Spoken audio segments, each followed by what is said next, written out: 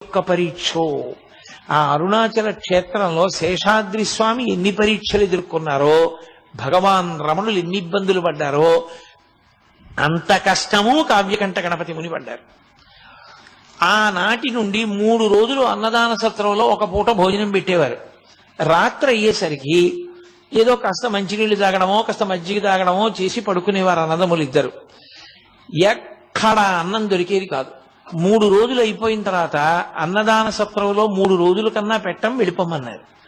బయటికి వచ్చి ఎక్కడ భిక్షాటన చేసిన వారం చెప్పుకున్న ఒక్క పూట భోజనం తప్ప కడుపు నిండా 2 పూట్ల అన్నం తినడానికి కావలసినది ఏ ఒక్క రోజు లభించలేదు.